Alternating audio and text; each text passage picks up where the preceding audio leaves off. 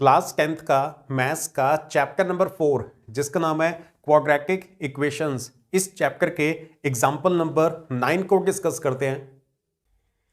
Next question पे आते हैं। चैप्टर 4 का एग्जाम्पल नंबर 9 सॉल्व करते हैं। Find the roots of 4x² + 3x + 5 = 0 by the method of completing the square. अब इस क्वेश्चन में हमें क्वाड्रेटिक इक्वेशन दे रखी है और हमने इस क्वाड्रेटिक इक्वेशन के रूट्स निकालने हैं। किसी भी क्वाड्रेटिक इक्वेशन को सॉल्व करने के तीन तरीके होते हैं। या तो आप method of splitting the middle term को यूज कर सकते हो, या फिर आप method of completing the square को यूज कर सकते हो, या फिर आप क्वाड्रेटिक फॉर्मूला को यूज करके उस इक्वेशन को सॉल्व कर सकते हो। आपको तीनों के तीनों मेथड्स अच्छे से आने चाहिए। अब इस क्वेश्चन में तो बोल दिया ना कि method of completing the square को यूज करके हमने इस क्वाड्रेटिक इक्वेशन को सॉल्व करना है, तो हमें फिर इसी मेथड को ही यूज करना पड़ेगा। चलो सॉल्व करते हैं। ये जो हमें इक्वेशन दे रखी थी, पहले हमने उस इक्वेशन को एज इट इज लिखा और आपने इस बात का ध्यान रखना है कि इक्वेशन स्टैंडर्ड फॉर्म में होनी चाहिए। मतलब पहले स्क्वायर वाली टर्म होनी चाहिए, उसके बाद एक्स वाली टर्म होनी चाहिए और लास्ट में फिर आपने कांस्टेंट टर्म को लिखना है।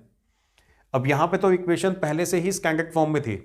अगला स्टेप ये होता है, एक्स स्क्वायर का जो कोफिशिएंट है ना वो 1 होना चाहिए। मतलब एक्स स्क्वायर के आगे यहाँ पे कोई भी और नंबर नहीं होना चाहिए, लेकिन यहाँ पर तो एक्स स्क्वायर के आगे 4 है, तो इस 4 को हटाना पड़ेगा और 4 को हटाने के लिए पूरी की पूरी इक्वेशन को 4 से डिवाइड करना पड़ेगा।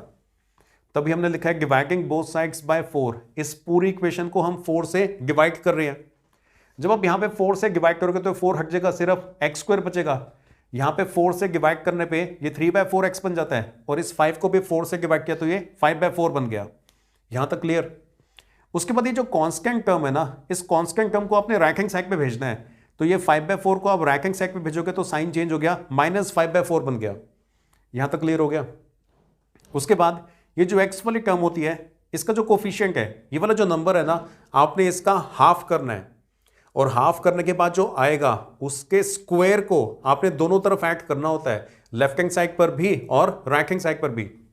तो ये जो नंबर है ना 3/4, पहले इसका हाफ करना है और हाफ करने के बाद जो आएगा उसके स्क्वायर को आपने लेफ्ट हैंड साइड और राइट हैंड साइड दोनों जगह पे ऐड करना है। ये देखो रफ में किया भी हुआ है। 3/4 का हाफ करना है। हाफ करने का मतलब होता है कि हाफ से मल्टीप्लाई कर देना है। न्यूमरेटर न्यूमरेटर से मल्टीप्लाई होता है, डिनोमिनेटर डिनोमिनेटर से मल्टीप्लाई होता है। तो ये सिंप्लीफाई करके 3/8 आ गया ना। 3/8 के स्क्वायर को दोनों तरफ ऐड करना है, तो adding 3/8 square on both sides. ये देखो लेफ्ट हैंड साइड पर भी हमने 3/8 के स्क्वायर को ऐड कर दिया। ये दोनों टर्म्स तो रहेंगी, साथ में 3/8 के स्क्वायर को भी ऐड करना है।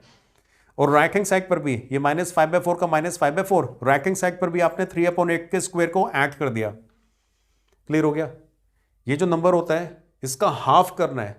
हाफ करने के बाद जो आएगा उसके स्क्वायर को दोनों तरफ ऐड करना होता है। तो हम यहां तक पहुंच गए हैं, आगे चलते हैं।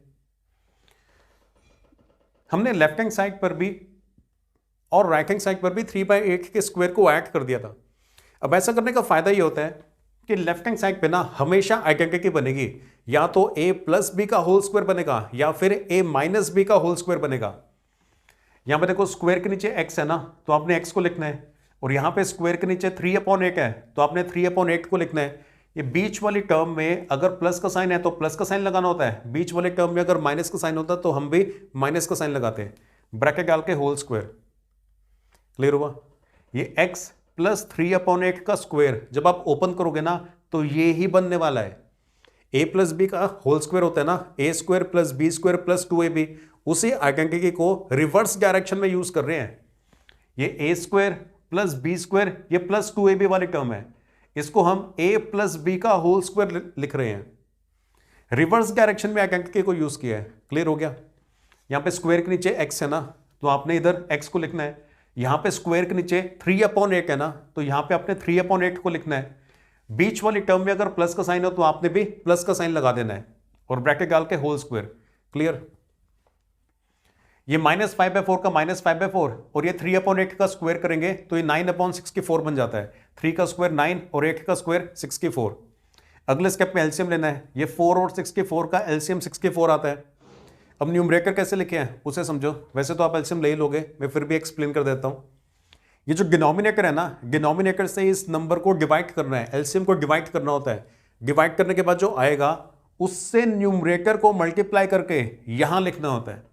डिनोमिनेटर से डिवाइड करना है, डिवाइड करके जो आएगा उससे न्यूमरेटर को मल्टीप्लाई करके यहां लिखना होता है। ये देखो 4 से 64 को डिवाइड करो तो 16 आएगा ना, 16 multiply by -5 is equal to -80, तभी यहां पे -80 आ रहा है। क्लियर हो गया। डिनोमिनेटर से डिवाइड करना है, डिवाइड करने के बाद जो आएगा उससे न्यूमरेटर को मल्टीप्लाई करके यहां पे लिखना होता है। इधर भी 64 से 64 को डिवाइड करेंगे 1 आएगा, 1 × 9 इज इक्वल टू 9। अब इसको सिंप्लीफाई करके ये -71/64 आ गया, -71/64।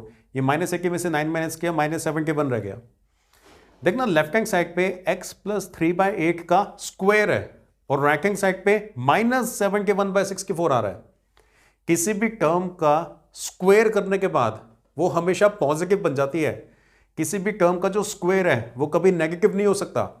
ये x की आप चाहे जो मर्जी वैल्यू पुट करो, चाहे पॉजिटिव पुट करो चाहे नेगेटिव पुट करो, x + 3/8 का जो स्क्वायर है ना वो कभी भी नेगेटिव नहीं हो सकता। कभी अगर सॉल्व करते समय यहां पे पहुंचने के बाद ये स्क्वायर की वैल्यू अगर नेगेटिव आ जाए ना तो क्वेश्चन वहीं पर ही खत्म हो जाएगा। The value of x + 3/8 whole square can never be negative, so the given equation has no real roots. इस क्वेश्चन में जो हमें क्वाड्रेटिक इक्वेशन दे रखी है ना उसके कोई रियल रूट्स एग्जिस्ट नहीं करते, क्योंकि यहां पे देखो इसका जो स्क्वायर है वो नेगेटिव आ गया है। क्लियर हो गया। ये x + 3/8 का स्क्वायर कभी भी नेगेटिव नहीं हो सकता। इसका मतलब the given equation has no real roots. ये जो हमें इक्वेशन दे रखी है क्वेश्चन में, इसके रियल रूट्स एग्जिस्ट नहीं करते हैं।